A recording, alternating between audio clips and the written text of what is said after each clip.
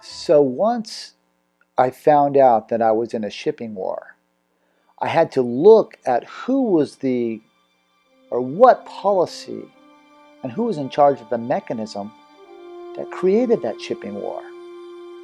And what I found was an apparatus of joint tenancies worldwide. The main one was through the Universal Postal Union in Bern, Switzerland. It was the head clearinghouse for all fee for freights for mechanics for contracts on planet Earth. I sat down with them for a 3-hour conversation on June 18, 2003, where the establishment of who I am as Sovereign Postmaster General of planet Earth was clearly laid out. Their words is that I had created my own venue in a now-time scenario, and no one on the planet had ever claimed that venue. No government construct, no postal construct, no sovereign, no one. And that I was the only one with solitary, and I got a letter when I went to the Vatican, got a letter from the Vatican saying that I was a solitary condition of the state, was the exact words that they used for my Postmaster Generalship to run all banks and militaries on planet Earth. Because on June, one of the strategic places that I had to go, which had joint tenancies on control of people, was the Vatican. When I went to the Vatican, it was for 3 days, from June 18th, from June 16th, 17th, and 18th. I left there the morning of the 18th of 2003. During that time frame, I had mailed myself around the world without a passport over to there to prove a point. One, to prove that I was Postmaster General Sovereign of planet Earth, and that I had tactical knowledge on how to move myself from point A to point B as a piece of cargo. During that conversations at the Vatican, they brought in about 40 cardinals to walk around St. Peter's Basilica and St. Peter's Square with me. And they asked me many, many questions. And so I spent 3 days fielding questions, answering questions, and walking through the mechanics of what I was witnessing on the hieroglyphics of what was going on there. They had symbols for sexual connotations. They had symbols for banking. They had symbols for directionals. They had symbols for the suspension of time. And so all these things were relevant in my discussions, which were classified with those cardinals. The Secretary of State's office went under contract with me. Now, David Winkle Miller was there with me, but he was only allowed to be a witness on the contract. He was not allowed in the room when I wrote the contract and booked myself in to be Sovereign Postmaster General and to run and be Commander-in-Chief of all militaries on the planet, because I had proved to them that I comprehended the mechanics as a global Commander-in-Chief of military movements.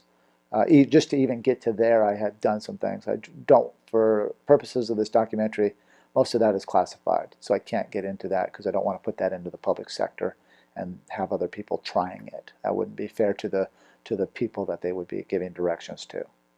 So for that, we'll just keep that on the side. But they were satisfied with my capacity to articulate navigation of cargoes, being at militaries, being at sequesters, or what they would call acquisitions, and to move things from point A to point B. At the end of that, they took me into the Secretary of the State's office at the Vatican, where I sat down for 3 hours and wrote up a contract.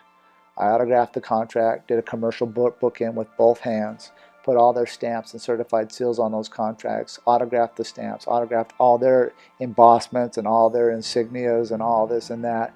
And then the Secretary of the State came in. They called him Angelo Sedano. His real name was Michael. And David Winkle Miller, who also was a witness to that, and autographed the contract for me to run all the constructs of banking on planet Earth, and military movements and functions and consular posts and anything to do with shipping, because I had given enough closure that I had superior tactical command control knowledge, firsthand knowledge of what it took to be that person. And I am that guy. So basically the navigation of all treaties, codes, statutes, contracts on planet Earth, if they don't have my thumbprint and my autograph on the contract, they are not valid for movement. The other locations would be, the main one other than the Universal Postal Union was the International Bureau of Weights and Measures, because that's the capacity for a country to register its language, grammar, to create sums and differences, communication, differences, solutions, settlements. Because I was the sovereign Postmaster General, Commander-in-Chief of the District of the Columbia, on January, for my filings and the federal government vacating in 2000, November of 2000, on January, I waited the 1 year, 1 day timeline, and under Maritime salvage showed up on January 15th, 2002. The first function for me as Postmaster General was to go look at the surveillance of what condition the money was in. So my first task was to walk into the U.S. Treasury. As I walked into the U.S. Treasury, they were flying a flag out front that was not a flag anywhere on planet Earth. It was a flag, mumble-jumbled flag that meant nothing. So I walked in the doors and I gave them a command to take down the flag and put up the correct Title IV 1 to 1.9 dimension flag. Of course, they put me under custody, and I put them under citizens' custody myself, and they took me up to the 4th floor of the U.S. Treasury, where they brought in the head of U.S. Secret Service and 4 Treasury agents. I explained to them and gave them closure that America was a verb on the money and it doesn't exist, in violation of Title 18, 1342, mail fraud, in violation of Title 18, Section 1001, fictitious grammar. They concurred with that. I then turned around and said, you've got to take down the flag because I am the Postmaster General of this country and the correct flag must be flying at the U.S. Treasury. They brought in the head of U.S. Secret Service. They kicked out all Treasury agents. In the room was the head of U.S. Secret Service, David Miller, myself, and 2 others. The head of U.S. Secret Service asked me to come over to the window. I went over to the window at the U.S. Treasury. He said this to me: "It is the corporate policy of the United States government to hire stupid people. That way the people way up on top are not accountable for what the stupid people do to the citizens. You are the Postmaster General, you are the Commander-in-Chief, but nobody will believe you." He goes, "Look, are you satisfied?" They took down the flag that meant nothing and placed the Title IV 1 to 1.9 dimension flag and hoisted it up the flag standard. And that was my first function as Commander-in-Chief and Postmaster General in the District of the Columbia. Later that day, I went to the fraudulent grammar corporation called the Federal Reserve. As I walked in the door to the Federal Reserve, I had a judgment, which I have a court performance from the United States District Courts out of Casper, Wyoming, dealing with tax concerns since the IRS was kicked out of the United States in 1999. What that means for the citizens out there: in the year 1999, you were all tricked and fooled. You were told you will no longer sign your checks over for your taxes over to the Internal Revenue Service. Why? Because the Internal Revenue Service has been kicked out of the United States. Oops, one small thing, they forgot to tell you this. They then told you to make out your taxes to the U.S. Treasury because the bankruptcy was over and the IRS ceased to exist in the United States. But because I know the secrets and I know how to order the courts, command the courts open, I commanded the court open to get the performance for the payment of the taxes in the correct communication, parsing, syntax, grammar. There are no laws, there are no rules for correct communication, parsing, syntax, grammar for a performance of the payment of the taxes. Therefore, the federal courts concurred with me and put me on vacation from the performance of the taxes. We filed that in compliance with the Federal Reserve under their foreign banking statutes to register judgments with the foreign bank. The foreign bank being the U.S. Treasury, which it was registered, and the other foreign bank in the venue was the Federal Reserve. When I got to the Federal Reserve, I met with some underlings there. I served in my IRS judgment. So I went on in there and gave them closure that they're at some point and someday they will be using correct communication, parsing, syntax, grammar for the movement of the commerce, or they will simply be leaving the District of Columbia. And we took care of that this last Christmas. It was a Christmas present that I gave to this country at 2018.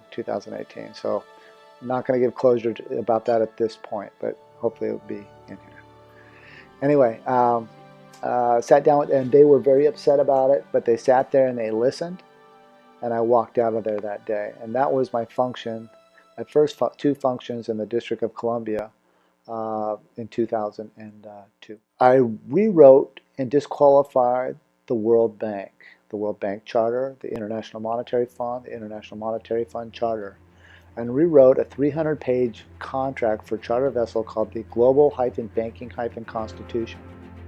In that contract, it dealt with the mechanics of movements of policies of foreign monies in and out of the District of Columbia. Because I am Postmaster General and Sovereign of the District of Columbia, I went to the International Monetary Fund and the World Bank in the District of Columbia. I sat down with their attorneys, put my charters out on the table. I placed a sack of silver and a sack of gold on the table. When the attorneys read the contract, they started shaking profusely. I then walked around the table, grabbed the gold, grabbed the silver, and said, "And now I'm paying myself to be this person, since all of you have birth certificates and have no authorization to be in this land."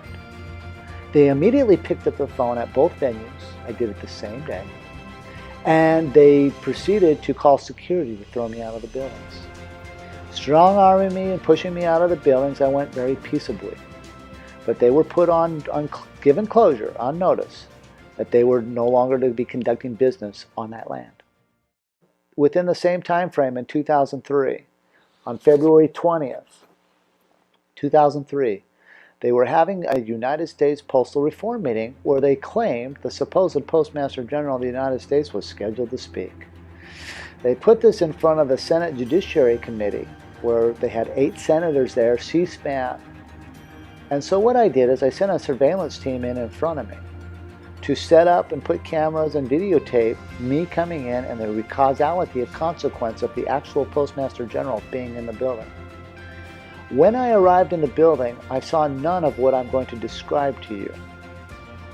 I sat down in the second row. My surveillance team was behind me, and they told me a story of how the Postmaster General, supposedly, of the United States Post Office saw me and took off a running with U.S. Secret Service on the run, running out of the building, screaming and yelling they can't even be in the same building as me. My security team at that day jumped in the elevator with them. And the Postmaster General, John Potter, was yelling at Secret Service, "Get me away from Russell. Get me away from Russell. He's here, he's here, he's here. I can't even be in the same building as this guy." Said it was a real crack-up. So I didn't get to see any of that.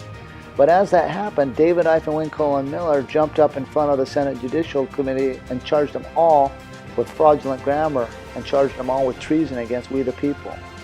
They shut down the C-SPAN cameras and everybody went running out of the room. It was quite a commotion that day.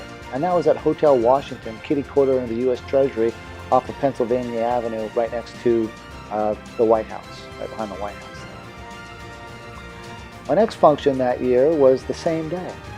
We went to the Secretary of the Navy's office where we met with Seaman William Ball at Hanster T. Johnson, who was the Secretary of the Navy at the time, who then autographed our Global Banking Constitution, autographed the stamps, and became enjoinder and signed a lease with us for the Title IV 1-to-1.9 dimension flag for the Secretary of the Navy's office. That same year, I mailed myself around the world without a passport. Mailed myself to Interpol first, which was in Lyon, France. Rewrote the Interpol Constitution, for it was 100% fiction, which means that all words in the Interpol Constitution were fraudulently conveyed with adverbs and adjectives and pronouns, creating false and misleading statements in violation of Title 18, 1001, creating a mail fraud situation in violation of Title 18, 1342, and 1343. They met with me. Of course, they met with me. Once again, I did not have a security team apparatus. They surrounded me with a SWAT team. They pointed guns in my face, and they brought their representatives down because I could smell their fear and I could see it all over them. For I was there, and they know it. 3 days later, I mailed myself into the Vatican, sat down with this many cardinals and the Secretary of State's office, formulating a contract for myself as Postmaster General and Commander-in-Chief, as well as World Bank banker, to conduct and control all contracts globally for bank constructs under foreign commerce guidelines, which I wrote a constitution and a charter for.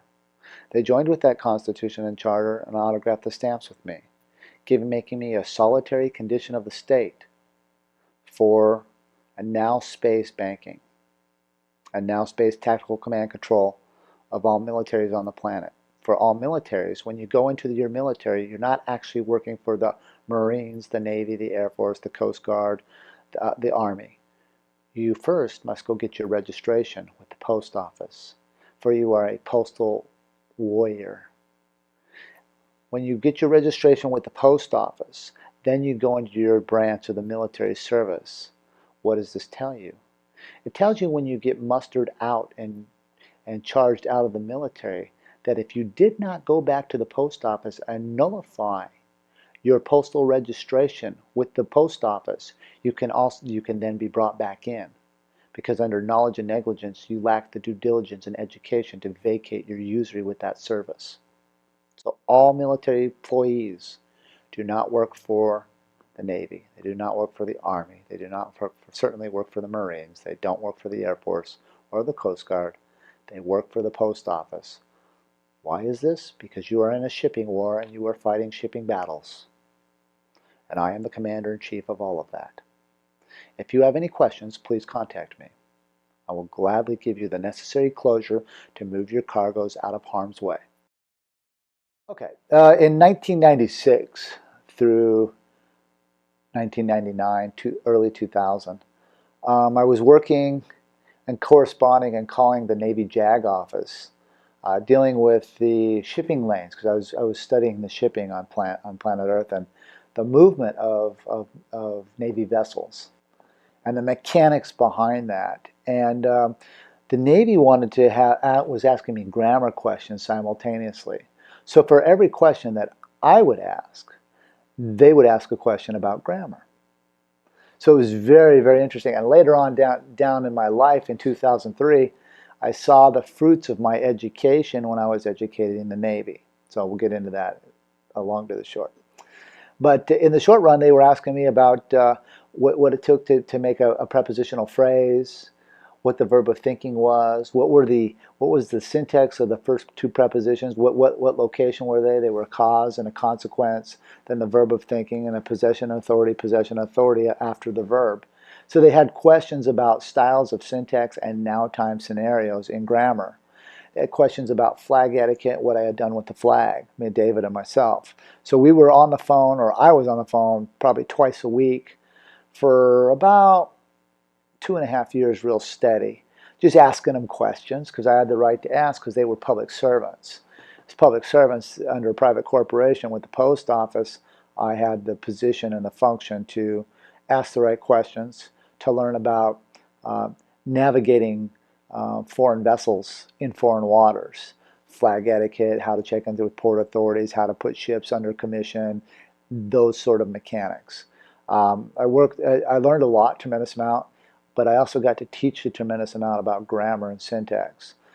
During that time frame, when it was all said and done, when I had mailed myself around the world to the Vatican and to the Universal Postal Union, they actually had a Navy computer programmer meet me in Charles de Gaulle Airport when I cleared through customs, because I didn't have a passport, and he approached me with the phraseologies that I had taught in the Navy JAG 5 years before. And the phraseologies that he used was, they have a vessel in the foreign seas, and he's got a possession, or he's got a cause and effect, and a possession and assignment in his prepositional phrases in a sentence structure.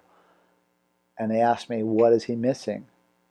I says, well, he's missing the verb of thinking, but the thinking will never change the condition of the act, for it is in fact a fact. And he says, very good, say you're him.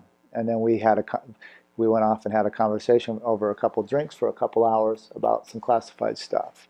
So I saw that the more I taught, point being, the more I taught about grammar, the more I could see it mirror towards me under the attraction, because what you put out there reciprocates back in this world under manifestation.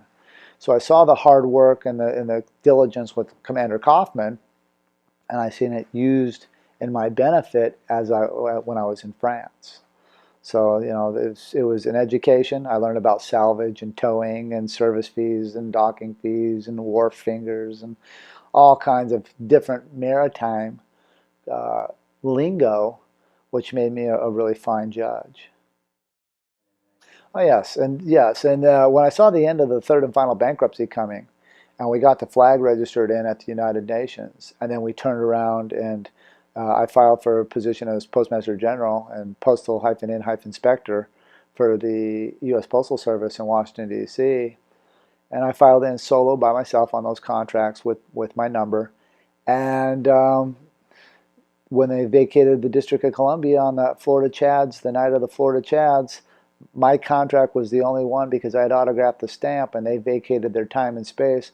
I was the only authorized federal sovereign in the District of Columbia. I was actually a national, global sovereign at that point because of the shipping lanes and tentacles that come out of Washington, D.C. under the shipping ley lines through London and through the Vatican. But that did give me the tactical command control of the District of the Columbia. And with that, everything else, all the vessels there and all the corporations there simultaneously must come into correct communication, parses, index, grammar. What I saw coming was under international bankruptcy laws, the United States had filed a international bankruptcy in October or on November 2nd, 1929.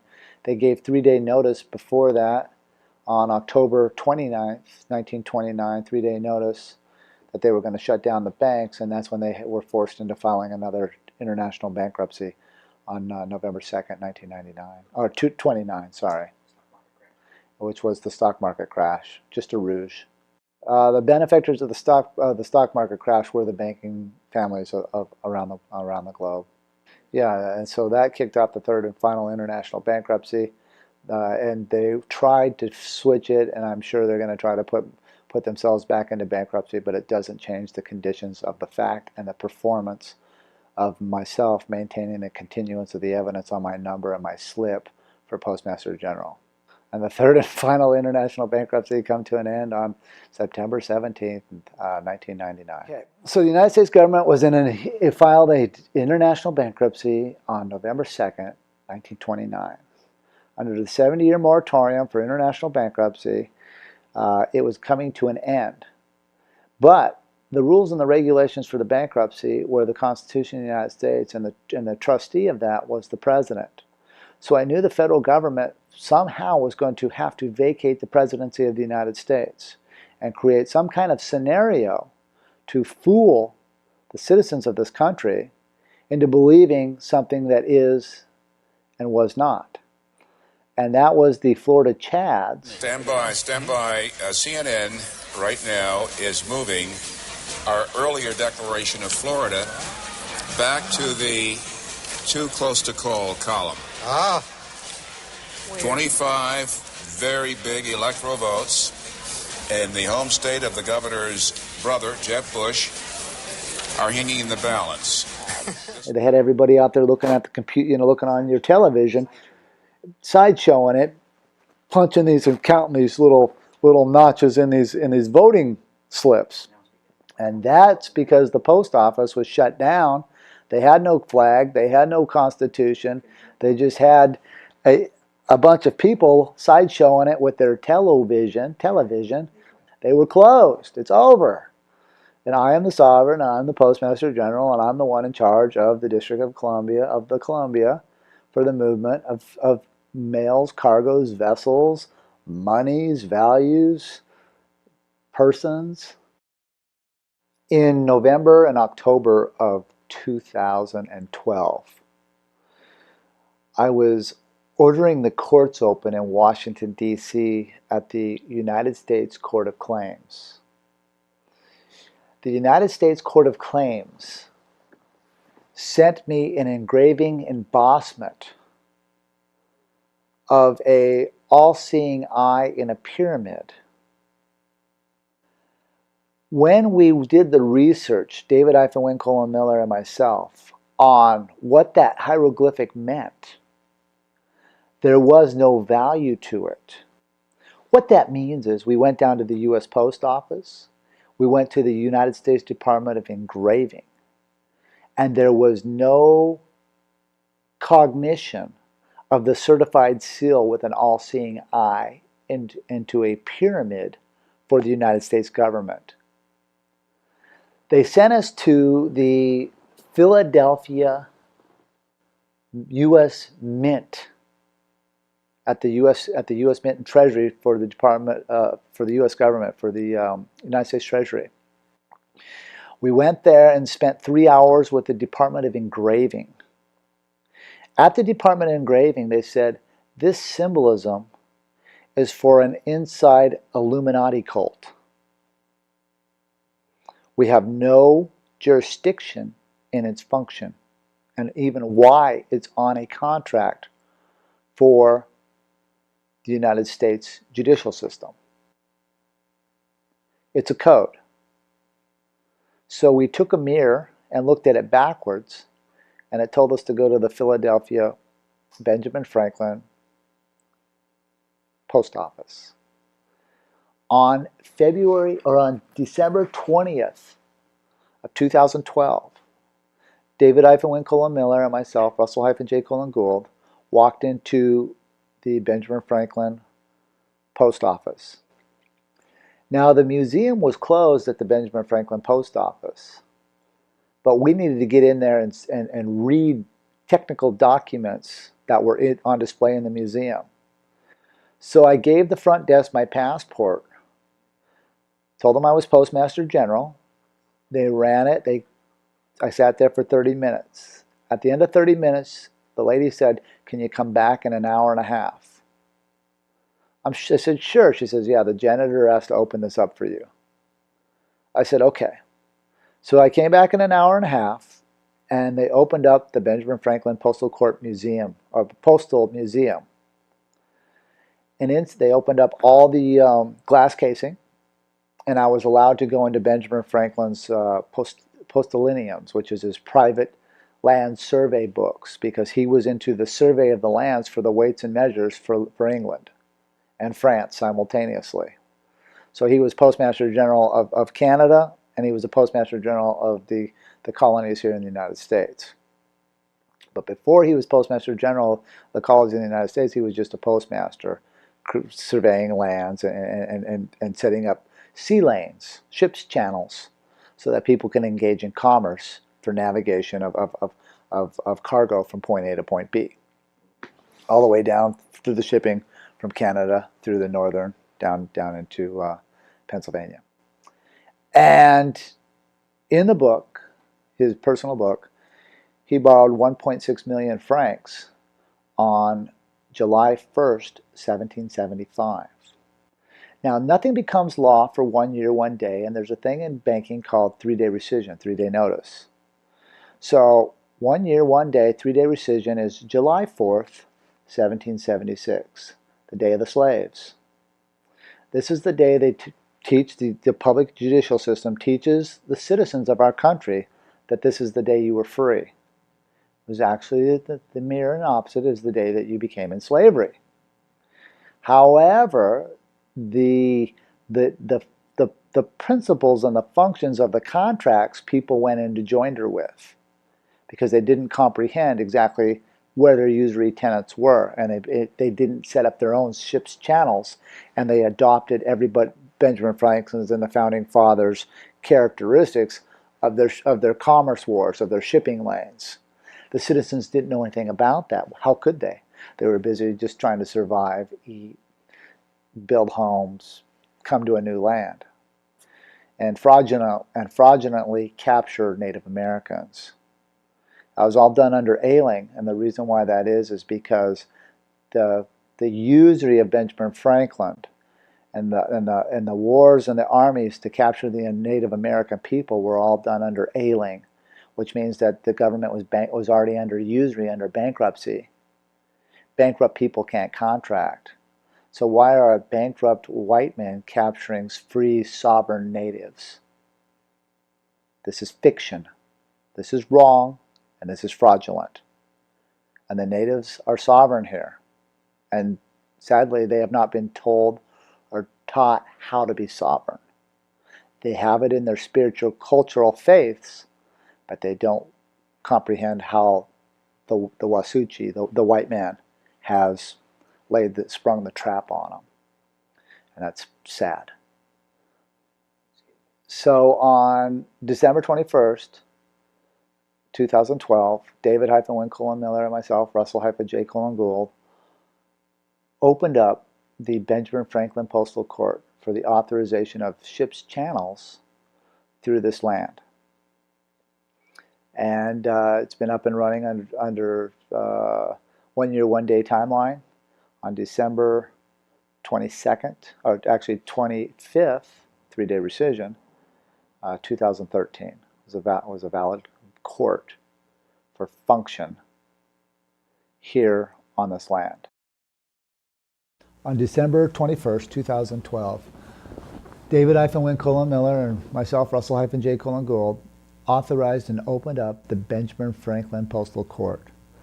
The Benjamin Franklin Postal Court is the venue that the Constitution sits in. It's the venue that the flag sits in. It's the venue that the court sits in. It's the venue that the survey for land for load recovery sits in. And it's the venue that the citizens can come to for the right of the grievance. And that's the Federal Postal Court that David-Winkle-Miller is speaking about. And that's the actual Federal Postal Court of what used to be the United States. And it's the nativity location of the Post Office for Land Survey in the geographic North American continent. Because Benjamin Franklin was a Postmaster General also of Canada simultaneously, creating joinder for the North American continent. And I've reopened it and authorized it with my authorizations, with my continuance of the evidence, with my flag, with my sweat equity to never surrender the flag, so that citizens and corporate employees can have safety within a now space scenario. And that's their flag, that's their constitution, that's their postal system, that's their shipping lane for their ship's channels to come and joinder with, not Washington, D.C. I would like to now shift to the 3 city-states, the ones that have the ultimate power for control and the enslavement of planet Earth. I'd like to start out with London and some of the mechanical things that they have done. First, going back to the Spanish Armada War. What that war was about was the capture of who controlled the time and contract. That's Greenwich. When they won the war, they slid the calendar that everybody follows, the timing, to Greenwich under the atomic clock. They then created the International Maritime Organization. And now in the International Maritime Organization are the policies of functions dealing with the registration of foreign vessels. Now, foreign vessels are classified as contracts. They're classified also as ships. They're classified as anything that is not in nativity to that parent land. So it deals with covers all shipping routes. So all port authorities are on file with them, all harbor masters, all lighthouses, ultimately come down through the International Maritime Organization. This controls banking. The time in banking is linked over to the Vatican on their rituals. On all roads lead to Rome, dealing with their obelisk triangulations and the things that the manipulation of their symbolism in their secret societies, that they have created a monopoly to control the function of the contract so that they are in complete dominance against the people, until I came along, of course. But this is how they enslave mankind, and this is how they use the time of the past and the future and the Gregorian calendar to control their stock markets for payments, to make sure that the citizens don't have any now space. So with the quantum grammar system, we use now space, stepping out of the time. So it's a very valuable thing because you can control your now space and not be caught up in their time. So it's very important, and the Vatican is a co-conspirator with that as they regulate and monitor the commerce, the contracts that are moving around the planet through their Gregorian system that they have set up, and through their symbolism on the flag standards, the buildings that you walk into, the hieroglyphics that sit in your local treasuries, in your local port authorities, Department of Transportation for the shipping, through the post office. Most of the hieroglyphics are on file through the Vatican, which they have done ceremonial functions to give the spirit, or the volition of that hieroglyphic to be a controlling factor subliminally in our lives. And so they've changed definitions, like the definition see, S-E-E. Most citizens would think that it means to look at someone, but in a legal connotation, it means to look through the Pope's and the diocese authorization, the pontiff's authorization. So you don't have, you go into court and the judge will stand up and go, you'll have people talking this and that and saying, the judge will go, well, you people can't see what you're doing. And everybody's like, what do you mean we can't see what we're doing? But he's not telling them the definition of SEE means to look through the Pope's authorization, where he's functioning under the Basilica, the National Shrine of the Immaculate Conception, to keep everybody in a tomb. That's why you have judges' chambers, so you can go into the tomb. We have claims of the life to move our citizens out of the tomb. So this is how a controlling factor that they use their court systems through the Department of Transportation, through the bills of the ladings, to control and navigate you from point A to point B. London and the Vatican are a big part of those roads. The other function of power is the actual physical force, which is the Vatican gives the commands through London to move the militaries, and the big function of command is in Washington, D.C., is the Pentagon. And they too are engaged in authorizations that they believe that they're bound to. But because of the end of the bankruptcy in 1999, the Pentagon has lost the joinder with the Vatican, the joinder with London. So they don't have to comply with that because they're under contract with me through the flag with the Secretary of the Navy's office as a prize, which they've signed the lease with to create joinder with me as Postmaster General, Commander-in-Chief, and Muster Master on February 20th, 2003. The joinder between the Pentagon and the Vatican dealt with the usury of the hieroglyphics. So when you walk into and you look at the flag standards on top of the flags, and you look at the hieroglyphics when you walk into the Pentagon, they were the same joinder symbolizations, or symbols of what you see flying at the Vatican in Rome.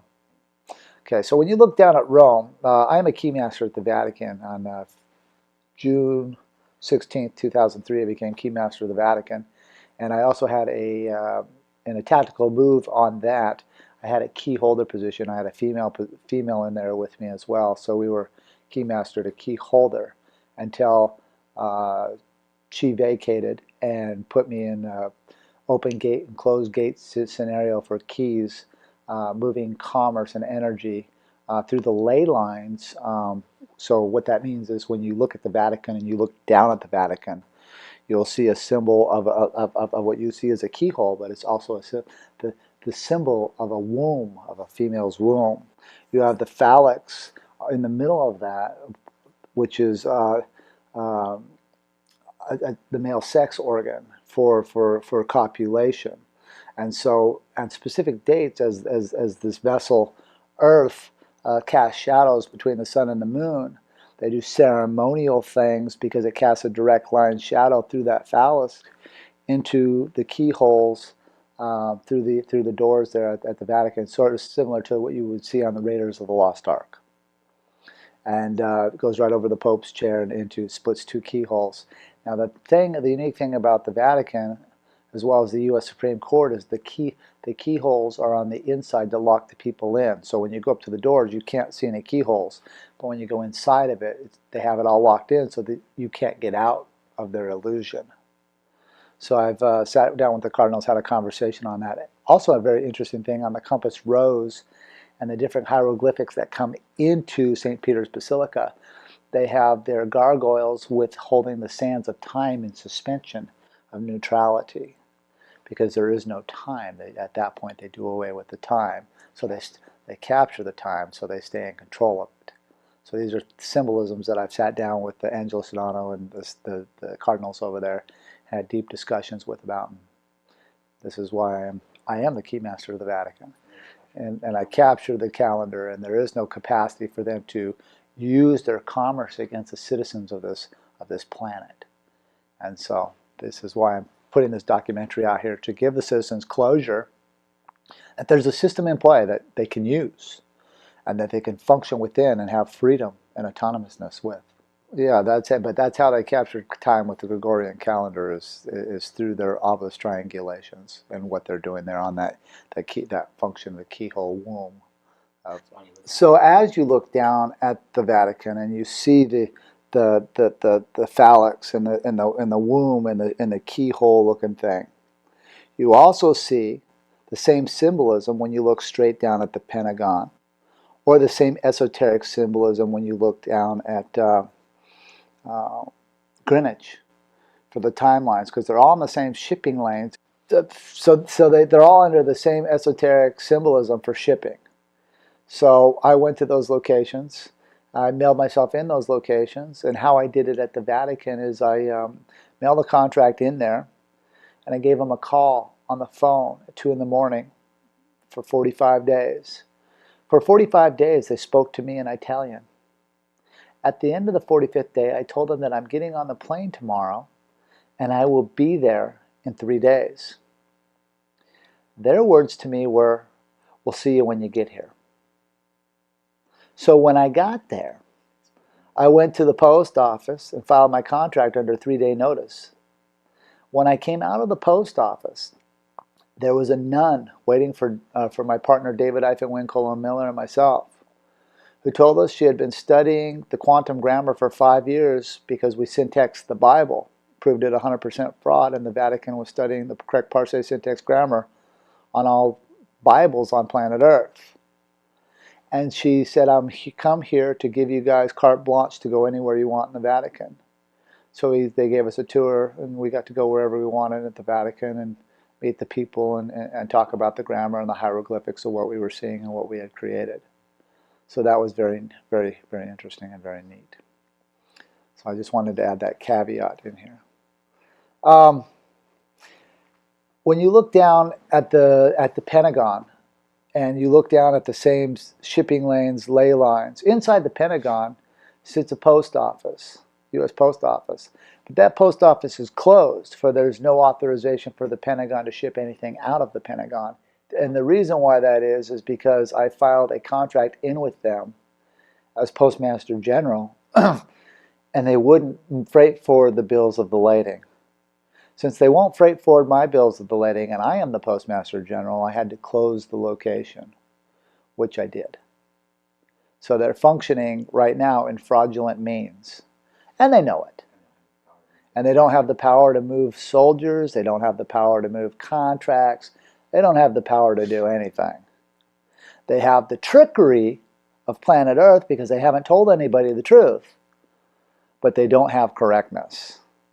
So the way that they're conducting contract on this now, or in this now space, is wrong. But before I came along, London controlled the money, the Vatican controlled the time through the Gregorian calendar, And the Pentagon was the enforcement of those contracts, of the time and the money. But since I disqualified London through fraudulent grammar, and since I disqualified the Vatican through keymaster, key holder mechanics, and since I am the Commander-in-Chief of the Pentagon, where I have the flag and I am the Postmaster General, all of those locations do not have authorization to harvest we the people of this planet, providing people of this planet have claims of the life and function in correct communication, parsing, syntax, grammar. In this documentary, you will witness my former corporate partner, David-Winkle and Miller, give closure on how the grammar works.